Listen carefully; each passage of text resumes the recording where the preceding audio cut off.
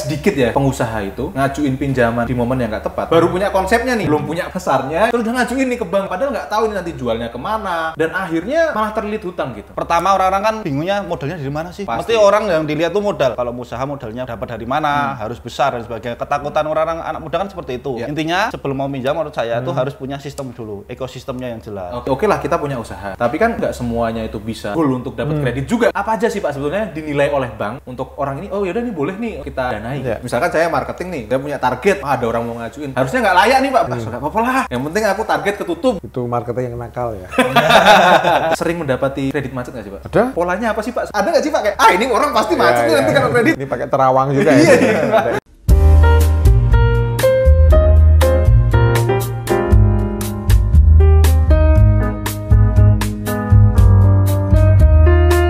Oke, kembali lagi di The Traps, medianya rakyat Jakarta. Sekarang di segmen Yuk Hidup Yuk. Karena banyak orang hidup yang tidak benar-benar hidup. Tepuk tangan dong! Oke. Nah, jadi kali ini kita ada di tempat yang spesial ya teman-teman. Kita menjajah kantornya BNI kebetulan. Jadi kita sowan ke BNI karena kali ini kita akan ngobrol sesuatu yang apa ya, ini menjadi keresahan saya gitu. Kemarin kita ngobrol-ngobrol sama tim gitu, kita mau bahas apa lagi nih sama ngobrol-ngobrol apa lagi nih sama BNI gitu. Nah ada salah satu topik yang dari dulu tuh aku pengen bahas gitu, itu perihal kredit usaha gitu. Jadi saya ini kebetulan kan juga pengusaha gitu dan pernah juga melakukan kredit usaha gitu, pernah gitu ya. Nah itu jadi pengalaman-pengalaman pribadi ini yang menjadi keresahan gitu, saya pengen ngobrol gitu. Nah kebetulan kali ini saya sudah mendatangkan 2 tamu sekaligus teman-teman. Jadi ada Pak Himawan dari BNI sama Mas Farid. Ya. Ini kebetulan pengusaha muda nih. Nah pengusaha muda tapi nggak main-main gitu. Jadi mohon izin Pak Himawan, Mas Farid. Sebelum kita ngobrol-ngobrol, kayaknya pembahasan kali ini tuh agak-agak berat gitu kan mengenai kredit gitu kan. Kredit itu bukan masalah nerima duitnya tapi masalah membayarnya gitu kan. Jadi sebelum kita ngobrol-ngobrol kita ngopi-ngopi dulu Pak. Nah, cocok. Kalau saya supaya ngobrolnya itu lebih ngalir gitu. Mantap. Nah, kebetulan kan kali ini kita dapat kiriman dari Sender Coffee. Sender. Dari Sender Coffee. Ya, jadi untuk menemani obrolan kita pada sore hari ini. Cocok ya, sore-sore kayak gini ya. Kalau kayak gini, kalau kopi susuan kayak gini katanya tuh pasarnya anak-anak Gen Z gitu loh. Supaya kita tuh menolak tua gitu. Sender. Ya, Sender Coffee. Ini kalau nggak salah udah ada 5 cabang atau 6 cabang di Jogja. Keren ya. Baru mau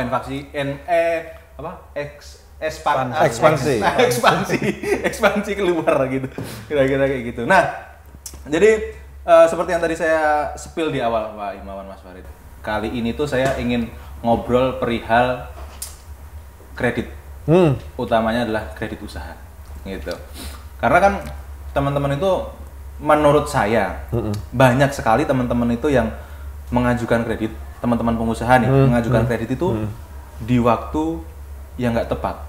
Kenapa saya bilang di waktu nggak tepat? Karena endingnya mereka kesusahan untuk bayar. Gitu. Yang terjadi bukannya usahanya berkembang, malah terjerat hutang. Gitu. Pertanyaan saya langsung pertama Pak Himawan, untuk Pak Himawan dulu. Sebetulnya Pak Himawan, apa indikator sebuah usaha atau seseorang ini layak mendapatkan kredit usaha? Itu dulu Pak Himawan. Oke, pertanyaan bagus tuh, Mas. Izin. Satu hal yang harus dipahami bahwa kredit itu adalah pinjam. Yes, betul. Ketika dia meminjam berarti harus suatu saat mengembalikan dong. Itu ya, jelas. Ya. Dan dari sisi bank, kredit itu akan baik kalau selain lancar, lunas. Itu prinsipnya. Iya betul sih. Betul sih. Kalau nggak lunas, macet, mabuk kita. Itu harus dipahami dulu. Betul, oke. Lama. Yang kedua, kredit itu diambil atau mau diajukan oleh siapapun itu ya. Oke. Pada saat dibutuhkan. Pada saat dibutuhkan. Betul-betul pada saat dibutuhkan. Berarti time-nya itu harus tepat. Oke. Bukan pada saat memang ngikuti tren. Oke. Nah, kalau gitu tren berarti dia sebenarnya nggak butuh. Tapi hanya ingin nafsu. Nah, kan repot Yes, ini. betul. Nah, kemudian yang ketiga, dia paling tidak punya usaha. Oh iya, Iya, iya jelas. betul, Nah, betul. kalau untuk konsumtif, ya takutnya suatu saat pasti akan tidak sesuai dengan sasarannya. Betul, Seperti betul, itu. betul. Jadi memang Gampang maksudnya. kalau tadi Pak Imawan sempat bilang bahwasanya harus pas dibutuhkan tuh Pak. Maksudnya dibutuhkan itu gimana Pak? Yang tepat itu dibutuhkan untuk apa? Karena kan tadi kita bilang kayak misalkan aku butuh beli iPhone 16 nih kan itu juga dibutuhkan Pak maksudnya gitu loh Pak. betul. Gitu. Nah, kalau ke dalam konteks kredit usaha sendiri gitu. Dibutuhkannya itu yang paling tepat itu dibutuhkan untuk apa Pak gitu? Sip, bagus. Dua hal. Oke. Karena ada kredit yang terkait dengan usaha, toh. Yes. Ada juga kredit yang terkait dengan konsumtif. Oke, baik. Nah, tadi Mas bilang berarti kan kebutuhan untuk konsumtif. Iya. Nah, kalau yang saya maksud kebutuhan itu adalah untuk usaha. Kebutuhan usaha ya, Pak. Ya. Artinya dia itu sudah punya usaha dan keinginan untuk maju, Oke. keinginan untuk meningkat, keinginan untuk berkembang. Ya. So, jadi dia akan pasti butuh bank. Iya. Disinilah kami hadir Oke. untuk memberikan katakanlah modal Ya. gitu toh untuk bisa mengembangkan usahanya. Nah, disitulah yang dimaksud dengan kebutuhan pada saat momentum yang tepat. Oke. Berarti kebutuhannya itu yang pasti adalah kebutuhan untuk memajukan atau mengembangkan usaha itu sendiri. Yes, gitu lah, betul, ya, betul, kira-kira, betul, ya. betul, Oke, betul, baik. betul. Saya mau ke Mas Farid nih. Mas Farid, sebelum saya tanya lebih lanjut Mas Farid, mungkin boleh cerita sedikit Mas Farid gitu. Mas Farid ini sekarang posisinya usahanya apa gitu Mas Farid gitu. Jadi usaha saya di Jogja ini kita bikin peternakan. Peternakan apa? Peternakan kambing berah dan domba pedaging. Oke. Jadi jelas kambing berah produksi susu, domba pedaging produksi daging. Oke. Pengembangannya sekarang ada di pakan, terus di pasca panen kita bikin ke depannya kita akan bikin pabrik sama bikin warung sate, itu pengembangannya. Tapi saat ini bikinnya ada 3, yang kita kelola sekarang ada 3, kambing berah, domba pedaging sama produksi pakan, pabrik pakan. Oke. Nah, 3 ini. Berarti outputnya itu adalah susu sama dagingnya gitu ya. Intinya susu dan daging. Isinya susu dan daging ya. Oke, oke. Kalau pakan kan untuk mencukupi ini juga sebenarnya gitu ya Mas ya. Oke. Oke, Mas Farid, kalau Mas Farid udah pernah ngajuin kredit? Kebetulan pinjaman? sekarang menikmati dari produknya BNI juga. produknya BNI juga. Menikmati produk BNI juga. Oke, nasabahnya BNI. Nah, Mas Farid, tadi premis saya di awal, bahwasanya nggak semua orang itu sebetulnya pas untuk mengajukan kredit, gitu. Menurut saya, gitu kan. Mas Farid boleh setuju dan boleh tidak setuju, nanti bisa dijawab. Kalau menurut Mas Farid sendiri, kapankah orang itu layak atau kita sebagai pengusaha itu waktu yang tepat itu kapan untuk ngajuin kredit? Oh ya. Cerita sedikit ya. Oke, Kenapa silakan. saya dulu ambil kredit? Oke, boleh. Biar bisa tahu. Oke. Jadi saya itu lulusan Corona. Saya lulusan Corona. Oke. Kan bingung mau kerja di mana, Iya. kerja di mana. Terus akhirnya saya memutuskan untuk usaha. Oke, jadi ini susahnya tuh the power of kepepet. Iya, bener. Memutuskan untuk usaha. Iya. Terus pertama orang-orang kan bingungnya modalnya dari mana sih Ya, usaha itu? pasti. Mesti orang yang dilihat tuh modal. Betul. Modal dulu, modal. Kalau usaha modalnya berapa, dapat dari mana, harus besar dan sebagainya. Ketakutan orang-orang anak muda kan seperti itu. Ya. Terus karena saya itu sering main, sering ngobrol, sering share ide-ide saya. Ternyata banyak yang mau modali, Pak. Jadi banyak mau modal. Jadi awal dulu kita modal dari teman-teman dulu. Teman-teman ya? Teman-teman Oke. kita, teman-teman saya Iya. modali. Terus saya bikin sistem, coba saya bikin sistem peternakan. Yang dulu awalnya sistem penggemukan. Sistem penggemukan itu jadi domba kita beli, pakan kita beli, nanti 2 bulan kita panen. Oh, dijual lagi ya. dombanya gitu ya Mas. Oke. Semua modalnya dari teman-teman. Saya coba, saya berani dengan nekat ambil modalnya teman. Heeh. Terus kita coba pelihara, digemukan 2 bulan, untung, nanti bagi hasil sama temen. Ya. Ternyata berkembang sangat pesat, Oke. sangat pesat dan sebagainya. Terus ternyata nggak cuma teman-teman yang mau modali, tapi mereka juga mau ternak juga. Oh. Ternak juga. Ya udah, dari teman-teman tadi yang mau beternak, ya udah modalnya dia, dipakailah dia. Oke. Terus modalnya saya berapa? 0 kan berarti? Oke. Diambil soalnya sama yang Ya, tadi yang punya dia ya mau udah. bikin sendiri gitu. Akhirnya Ya. ya udah saya mengelola aja. Dari saya supply dombanya dia, Oke. supply dia, pakan dia kita supply. Yang panen juga saya. Jadi saya bikin sistem. Jadi banyak kita bikin sistem Ya, seperti oke, itu.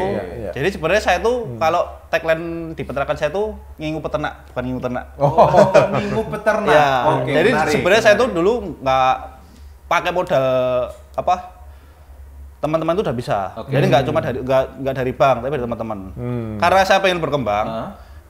Jadi dana dari bank itu ya untuk mengembangkan di peternakan ini. Sebenarnya dananya itu sebenarnya tak buat ke investor ke teman-teman. Teman yang kekurangan dana tak kasihkan. Jadi kayak saya invest. Jadi saya minjam ke bank dananya untuk invest ke peternak. Gitu, ya. Jadi muter di mana-mana. Lah, intinya sebelum mau minjam menurut saya tuh harus punya sistem dulu, ekosistemnya yang jelas. Karena saya dulu punya ekosistem yang jelas, pasti saya berani. Jadi istilahnya yang butuh tuh bukan saya tapi bank. Nah dulu saya bilangnya, kalau ini sistem ini saya share ke bank manapun pasti mau. Karena portofolionya ada, jelas, mau masuk ya bisa gitu. Seperti itu. Nah, tapi kan waktu nggak sedikit ya, saya bilang nggak sedikit Mas, orang yang pengusaha itu ngajuin pinjaman itu di momen yang nggak tepat. Menurut saya banyak sekali yang seperti itu. Contoh sederhana misalkan gitu, baru punya konsep nih, kayak tadi jenengan punya gitu, mau bikin peternakan penggemukan kambing gitu. Baru punya konsepnya nih, belum punya pasarnya gitu kan, baru belanja 1 kambing istilahnya gitu. Terus udah ngajuin nih ke bank gitu, atau baru bikin kandangnya aja gitu, terus udah ngajuin ke bank, padahal nggak tahu ini nanti jualnya kemana, belum pengalaman itu nanti kalau misalkan kena virus gimana, kalau mati gimana, gagal panen gimana gitu. Nah, dan akhirnya ya itu tadi, malah terlilit hutang gitu. Nah kalau Mas Farid sendiri ngelihat fenomena seperti itu gimana menurut Mas? Kalau saya biasanya itu orang yang terlalu kenekatan. Kalau saya itu sebenarnya nekat. Saya kata teman-teman saya termasuk orang yang nekat. Baru-barunya anak muda pinjam bank langsung besar. Dan nggak punya pengalaman apapun, nekat. Tapi saya juga ngukur sendiri kemampuan saya. Terus bagaimana saya strateginya biar tadi aman kreditnya. Saya itu selalu minimal saya menyisihkan di bank itu 5 angsuran, 4 sampai 5 angsuran di bank. Saya endapkan di situ. Biar kalau ada apa-apa, saya ada punya waktu ada waktu 4 bulan ini untuk berpikir keras. Seperti itu. Jadi mungkin mereka itu terlalu nekat. Terus ekosistemnya belum berjalan. Harusnya mereka yang mau minjam bank yang pakai dana bank itu minimal kalau saya lihatnya ya di 6 bulan awal. Di 6 bulan awal dia pakai dana entah pribadi atau pakai dana teman dan sebagainya udah jalan enak, mau lanjut scale up lebih banyak lebih besar ya itu baru bisa. Tapi kalau baru 1-2 punya ide terus wah ide saya berhasil, ide saya bagus gitu. Iya, baru ide doang gitu. Kadang-kadang kayak gitu, Mas. Kan bank juga butuh portofolio. Seperti itu. Oke. Nah, ngomong-ngomong mengenai tadi portofolio yang dibutuhkan Bang Pak Himawan. Sebetulnya apa aja sih Pak syarat-syaratnya kayak tadi? Oke lah kita punya usaha gitu kan. Tapi kan menurut saya nggak semuanya itu bisa goal untuk dapat kredit juga kan. Pasti kan bank punya penilaian-penilaian kan Pak sebetulnya. Nah, apa aja sih Pak sebetulnya dinilai oleh bank untuk orang ini? Oh yaudah ini boleh nih untuk kita danai. Betul. Baik, makasih. Menarik tadi experience dari Mas Farid. Kan bisa dicontoh anak muda yang punya brand seperti ini gitu ya. Nekat. Ini bodoh nekat ya. Bodoh nekat. Ya betul. Jadi paling tidak kalau dia punya usaha sesuai dengan dari usaha yang dia kelola, ini kan BNI itu kan mengeluarkan kredit itu namanya KUR ya, kredit usaha rakyat itu kan kredit program, artinya kredit dari pemerintah dan sudah ada ya semacam spesifikasinya, kualifikasinya dan persyaratannya. Paling tidak itu kan sudah berjalan minimal 6 bulan. Minimal 6 bulan ya, betul. Jadi bukan ujuk-ujuk pengen punya usaha apa langsung ke bank. Wah itu pasti kita itu benar-benar nekat Mas ya. Langsung ditolak itu langsung kayak gitu. Artinya 6 bulan kan bisa dievaluasi seperti apa sih yang dibutuhkan berapa, kan bisa dilihat ya. Dia punya catatan enggak? Pasarnya di mana seperti tadi gitu ya. Syukur-syukur punya ekosistem ya. Intinya apapun usahanya, paling tidak kalau sudah punya rentang waktu katakanlah minimal 6 bulan itu kan bisa dilihat.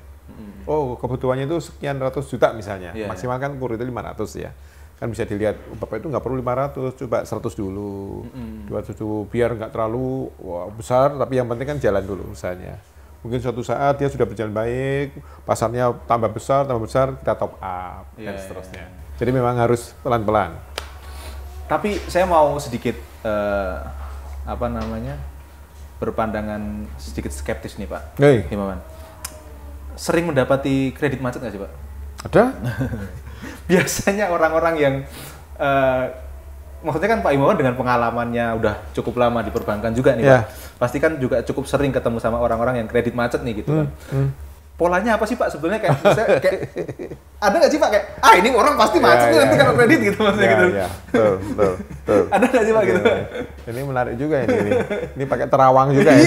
Ada ilmu terawang feeling juga. Iya betul. Benar itu. Mohon maaf izin kalau sudah lama berkecimpung di dalam perbankan atau ya katakanlah seperti ini, kita biasanya juga main feeling Mas. Betul. Tapi ini ilmu itu nggak ada. Nggak ada di buku, nggak ada. Artinya feeling itu ya sejauh mana sih kira-kira dia itu bisa menjalankan usahanya dengan baik. Mungkin suatu saat dia melenceng, suatu saat nggak sesuai dengan pakemnya, dan seterusnya. Hal yang diingat, salah satunya adalah bahwa ketika dia meminjam sejumlah uang atau sejumlah kredit maksud saya, itu sesuai dengan peruntukannya, itu dulu. Oke. Artinya misalnya beliau nih, Mas Farid, memang mau untuk ternak gitulah ya, kambing atau domba dan sebagainya, ya memang untuk itu. Jangan sampai nanti di tengah jalan meleng, wah ini iPhone 16 nih, tunggu dah wah nih, ini ada apa? Pelek baru nih, aduh ada investasi lumayan nih untuk beli ini, nah itu kan sudah godaan-godaan setan yang terkutuk kan, kayak gitu lah. Intinya, artinya memang skala prioritas tetap itu. Bahwasanya kemudian ada suatu hal yang mungkin dirasa mungkin butuh tambahan, ya nanti kita bilang aja ke petugas bank, Pak ini saya kira saya juga pengen ini seperti ini, boleh nggak? Semacam konsultasi. Mungkin beliau juga mungkin ingin mengembangkan, Pak saya domba kayaknya sudah maksimal ya, mungkin misalnya tambah sapi mungkin, barangkali. Banyak usaha lain yang wah itu konsultasi dulu. Oke. Supaya apa? Supaya track recordnya itu terjaga. Oke. Nah, seperti berarti itu. katakan pun ada istilahnya nasabah berjalan nih Pak, udah mencairkan kredit. Memang BNI pun tuh ada kayak menjadi pendamping juga gitu Pak untuk mereka memperluas bisnis kah atau apa gitu. Ada evaluasi berkala nggak sih Pak sebenarnya kalau dari BNI sendiri? Ya, Pak? betul. Jadi gini Pak. Katakanlah kami sebagai kreditur, beliau kan sebagai debitur gitu ya. Pada saat kami sudah mencairkan gitu kan, tentunya dalam perjalanannya kita evaluasi tiap berkala. Katakanlah tiap bulan kita lihat, perkembangannya apa, perkembangannya seperti apa, pendampingan lah seperti itu. Oke. Kita yakin suatu saat ini beliau ini Mas Farid itu kan tidak hanya sekedar lokal di mana, Sleman, ya mungkin ya, di Ponorogo.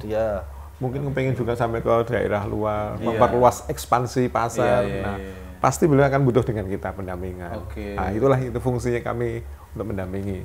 Namanya juga kredit usaha, berarti usahanya pasti juga ingin berjalan lancar, toh? Pastinya. Sampai nanti kredit lunas. Atau mungkin beliau mau top up nih, yang lebih tinggi lagi. Pak, saya nggak main juta nih, mainnya miliaran. Itu keren, baru. Berarti kan bertumbuh bersama BNI juga kalau gitu ya. Tadinya kreditnya cuma 100, jadi 500, jadi 1 M. Iya. Keren. Skala bisnisnya kan pasti bertambah. Betul. Nah, sebetulnya Pak, menurut saya masih di Pak Imawan nih.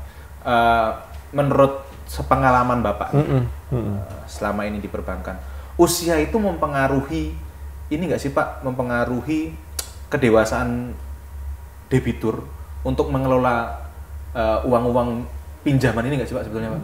Ya, kalau dari segi umur gitu ya, kalau KUR ini, kredit program ini kan minimal umurnya 21 tahun. Ya artinya secara psikologis dia sudah punya pemikiran mungkin lebih dewasa gitu ya. Kemudian yang kedua memang sudah punya usaha, kemudian sekarang identitas juga sudah lengkap, punya agunan atau semacam jaminan. Itu memang betul Mas, seiring dengan perjalanan waktu pasti dia akan tambah ya, entah tambah usia, tambah dewasa dan seterusnya, dan yang penting itu dia punya kedewasaan untuk melakukan sesuatu hal yang positif, menghasilkan. Jadi beliau ini kan sudah punya jaring tadi, ekosistem gitu ya. Dari hal yang beliau kan masih muda, harapan banyak untuk kedepannya. Saya pikir ya itu satu-satu hal yang terobosan yang bagus lah. Suatu saat dia akan menjadi pengusaha muda yang menjadi harapan negara, harapan ya kedamaian semua orang lah seperti itu, kesuksesannya. Saya geser ke Mas Farid lagi. Mas Farid, kan ini sebagai nasabah juga nih, ya kan? Sebagai nasabah, sebagai orang yang menikmati fasilitas pinjaman dari perbankan gitu. Cerita pengalaman Mas, maksudnya seberapa membantukah pembiayaan dari bank ini Mas Farid? Kalau membantu, sangat membantu jelas. Karena yang awalnya modalnya dari teman-teman, saya benar-benar nol modal, terus dari teman, terus saya coba beranikan nekat pinjam dari bank. sangat membantu. Salah satunya dulu tuh sebenarnya uang dari bank itu untuk beli peternakan, Pak.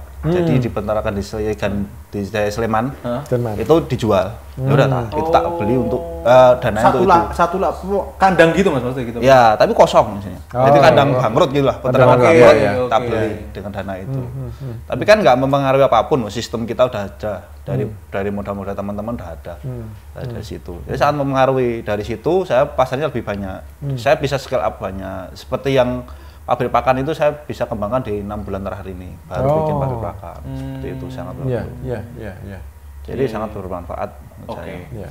Tapi ada ini boleh saran nggak Pak? Oh boleh lah, boleh. Begini, sebenarnya saya tuh bergerak di agro, di pertanian. Agro ya. Di pertanian itu sebenarnya padat modal dan harus saran saya tuh ada nggak sistem yang menaungi kita, karena kita tuh bukan usaha yang per hari dapat pertanian itu kayak nanam padi lah. Nanam padi kan minimal berapa 3 bulan baru dapat 4 bulan baru dapat.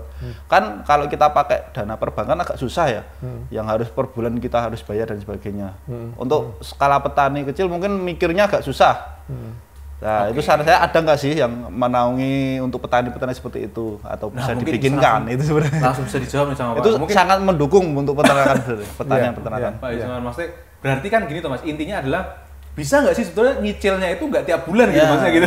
Bisa nggak dinego seperti itu? Bagaimana caranya? Per 3 bulan sekali kayak atau gimana gitu? Karena nggak akan setiap saat, setiap bulan lah, bukan setiap saat gitu ya.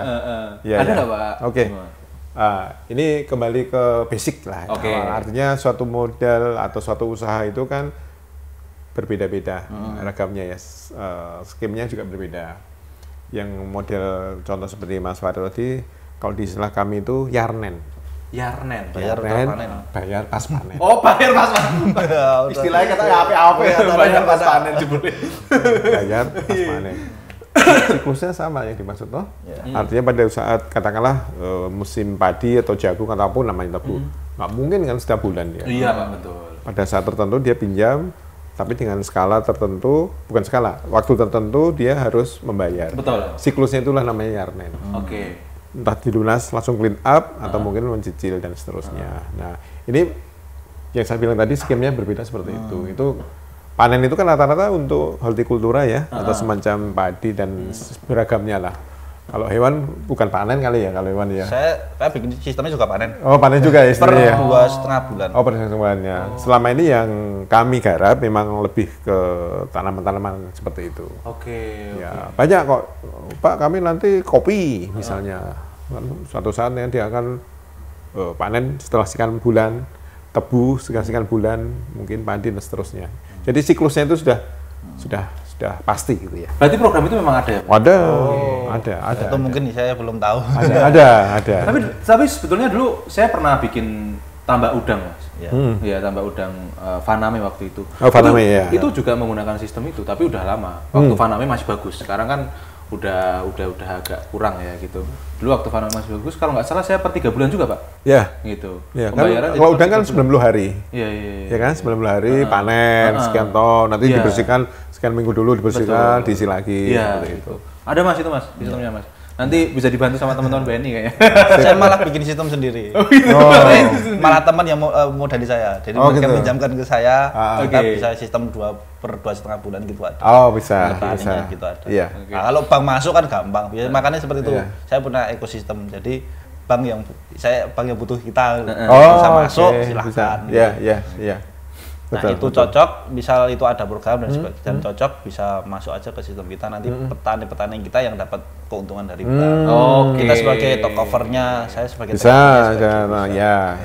Memang ada bentuk semacam koperasi itu kan, sebagai dia katalisatornya, dia punya anak pembina, sebagai pembina dia punya anggota kan semacam itu ya. Itu juga ada model-model seperti itu. Nah tadi kan katanya BNI juga mau mendampingi masyarakat, terutamanya tadi pengusaha kita ngomongin di sini ya Pak Himawan ya. Nah itu salah satu bentuknya itu apa sih Pak yang dilakukan sama BNI untuk support usaha-usaha kita ini Pak? Gitu. Ya. Sekarang kan baru happening maksudnya nih. Happening masalah kafe, contoh kopi nih. Oh iya, sender minuman, ya, teman kita ini dan macam-macam gitu ya. Itu kan kalau baru happening kan sesuatu hal yang mungkin dia punya sesuatu yang pengen berkembang. Sudah punya pangsa pasar, segmennya anak muda. Nah, kita hadir di sana. Oke. Ya, yang baru kita kembangkan salah satu contohnya adalah Banking Cafe. Banking Cafe yang ada di UGM ya, di sini ya, Pak ya. Kemudian ada di dekat Unsud, ada di Bogor juga. Itu kan juga menggandeng usaha UMKM. Dan mereka pasti sudah menjadi debitur kami. Artinya usaha itu kecil, mungkin awalnya kita biayanya jadi besar dan punya nama. Ya udah kita gandeng aja. Dia tambah besar gitu. Suatu saat saya yakin dia pasti akan punya kesempatan untuk besar juga. Nah, untuk pengusaha-pengusaha yang menjadi mitranya BNI ini misalkan Pak ya, ada nggak sih Pak BNI support promo gitu di tempat-tempat kalau kita jadi jadi merchantnya BNI gitu misalkan gitu. Ada nggak sih promo-promo gitu Pak? Ada Mas. Biasanya ngasih promonya gimana itu Pak? Ya. Nah, ini saya ngasih contoh ini aja. Ini bener ya, ini sponsor kita ini. Mungkin kita menarik segmen mahasiswa. Tentunya mahasiswa itu kan supaya daya tariknya kuat, kan kita akan promo. Katakanlah melalui Bonder gitu ya. Yang super app-nya BNI itu kan Bonder yang baru happening gitu ya. Dengan membeli sesuatu, membeli berapa rupiah, kita berikan potongan diskon.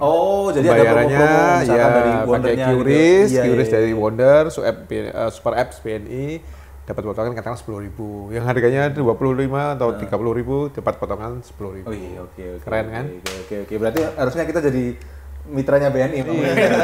Jadi saya bikin warung sate bisa nih. Wah, bisa banget. Itu mau bikin saya. Boleh. Tahun ini mau bikin. Kan langsung tertarik nih. Cocok itu. Bisa kan? Mantap. Saya ada pertanyaan lagi untuk Pak Imamat, Pak. Kan untuk penyaluran kredit usaha ini kan bank juga punya marketing nih Pak, yang mana mereka kan juga pasti ditarget Pak, teman-teman ini. Nah, pertanyaan saya sederhana Pak, rawan ini nggak sih Pak, rawan bias nggak sih Pak? Maksudnya, misalkan saya marketing nih, saya punya target gitu misalkan, ada orang mau ngajuin, harusnya nggak layak nih Pak, belum layak gitu, nggak apa-apa lah, yang penting aku target ketutup gitu misalkan gitu. Ada rawan bias kayak gitu nggak sih Pak di lapangan Pak? Gitu. Ya. Itu marketing yang nakal ya. Enggak. Sebenarnya bukan nakal. Kita kan pasti secara organisasi kan ada yang di marketing atau sales atau apapun namanya gitu ya. Ada supervisor, ada pemutus. Jadi kan hierarkinya berjenjang. Tentunya tetap harus ada filternya kan. Nah, kita biasa sebut on the spot gitu ya, OTS. Tentunya misalnya ke beliau nih, sudah dikaji, sudah dianalisa. Misalnya saya sebagai pemutus, saya akan berkunjung tuh, melihat memang usahanya ada kok, nggak diada-adain gitu loh. Lahannya juga ada, mungkin punya sendiri ya Mas. Mas punya, Mas saya punya sendiri. Nyewa atau enggak itu kan bagian dari harus di checklist. Usahanya ada, lahannya ada, nyewa atau tidak, pasarnya di mana, modalnya sudah punya modal lah. Kalau sudah 6 bulan, itu kan bagian-bagian dari untuk verifikasi. Nah, itulah harus dianalisa baru kita lakukan untuk keputusan dan seterusnya. Jadi filternya banyak Mas. Jadi maksudnya untuk bisa mencairkan atau menggulkan satu kredit itu bukan putusan satu orang ya Pak. Maksudnya bukan dari marketingnya aja ya Pak ya. Tapi ada beberapa filter yang untuk memvalidasi ini usaha ini memang layak untuk didanai gitu ya Pak. Ya. Kalau istilah saya pribadi itu trust but verify. Wih, keren. Cakep. Saya percaya, masuk sama anak buah nggak percaya. Tapi tetap verify. Iya. Oke. Saya punya pertanyaan terakhir untuk Mas Farid. Mas Farid, tadi Mas Farid udah sempat mention bahwasannya Mas Farid udah mengalami modal dari teman sendiri, konco dewi. Udah mengalami juga modal dari perbankan nih. Itu. Nah, sebetulnya kapan Mas kita ini harus memutuskan kayak aku ini harus cari modal bukan dari perbankan tapi dari temen, entah dari keluarga atau dari investor atau apapun itu, dan kapan momen lebih menguntungkan kalau aku ambil modalnya dari perbankan nih gitu. Kalau saya sendiri lihatnya dari kebutuhannya dulu apa. Kayak misal lah kita butuhnya hanya jangka pendek pengadaan dan sebagainya kan saya juga ngikut seperti itu. Gitu kan kalau harus pakai perbankan agak susah. Biasanya saya pakai harus teman yang benar-benar cepat dapat dan sebagainya. Yang kedua, misal kayak jangka panjang seperti kandang saya, kita peternakan saya, itu emang saya mending pakai perbankan. Mending pakai perbankan ya. Pakai perbankan. Kenapa itu Mas? Karena menurut saya kalau kita berhubungan sama investor, saya biasanya kan bikin skema investasi ke tempat kita. Kalau investasinya jangka panjang itu resiko menurut saya. Saya sukanya investasi itu ya jangka pendek, ya 2 bulan, 2 bulan ada hasil, bagi hasil, 2 bulan bagi hasil seperti itu. Tapi kalau jangka panjang, saya berpendapat mending pakai bank. Justru kalau jangka panjang mending pakai bank. Kalau saya seperti itu. Kalau saya pribadi ya, kan ada orang yang beda. Seperti itu. Kenapa Mas? Maksudnya kayak lebih enak berhubungan sama orang bank kah atau sama daripada sama investor apa gimana nih? Kalau ya salah satunya seperti itu. Bank itu pasti kan. Ya per bulan bayar gini, walaupun bunganya rendah tinggi tetap per bulan sebegini kan pasti. Jadi udah terukur gitu loh. Kalau investor kan menurut saya ada naik turunnya. Takut kalau saya harus pakai bank tuh resikonya besar. Oke. Dari sisi bisnis Mas, ekonomisnya, mendingan pakai investor luar, gitu kan, narik investor atau kredit di bank? Kalau dari sisi bisnisnya, maksudnya lebih menguntungkan mana nih gitu dari sisi ya kalau bank kan pasti kan kita juga harus ada bunganya juga di situ, investor juga kita ada share-nya di situ. Nah antara share dan bunga dari bank ini tuh lebih dari sisi kita ini lebih menguntungkan yang mana Mas? Kalau dari sisi bisnisnya saya ya, kalau lihatnya ya saya lebih enaknya di bank karena lebih enak di bank ya? Dapatnya fasilitas kur kan, dan itu berbunga yang paling murah saya pelajari ya emang itu sangat menguntungkan untuk masyarakat. Nggak ada yang bisa lebih besar dari itu gitu. Nah, menurut saya seperti itu. Jadi kalau misalkan kita ngomongin jangka panjang, enak di bank juga karena secara nominalnya gitu lebih menguntungkan kita gitu. Dan mungkin lebih pasti ya tadi Mas Farid bilang ya wis pokoknya investasi dibayar karena ono rampung gitu. Tapi kalau misalkan untuk hal-hal yang mungkin lebih butuh cepet nih dan lain sebagainya bisa menggunakan alternatif pendanaan lainnya gitu ya, dari investasi, share profit dan lain sebagainya gitu. Ya, seperti itu. Sebenarnya keuntungan dari investasi teman-teman itu, investasi ke teman-teman itu ya buat bayar bunganya. Sebenarnya dana bank itu dulu tuh buat modal awal ya beli tanah itu aja sebenarnya. Saya bisa bayarnya dari hasil uang teman-teman, kita bagi hasil dan sebagainya bisa bayar. Aman gitu. Itu angsurannya ya setiap bulan ya, kewajibannya ya. Mungkin sebagai closing statement gitu dari Pak Himawan yang paling senior di sini Pak. Paling pengalaman. Mungkin bisa ini Pak, closing statement buat teman-teman yang lagi mulai usaha nih Pak, atau misalkan lagi berpikir untuk aku udah butuh belum ya untuk kredit usaha dari bank gitu. Mungkin ada closing statement dulu Pak. Kasih. Begini, BNI itu hadir untuk memberikan layanan kepada masyarakat. Ketika seseorang atau badan atau entitas yang besar gitu ya butuh untuk pendanaan, kami siap hadir.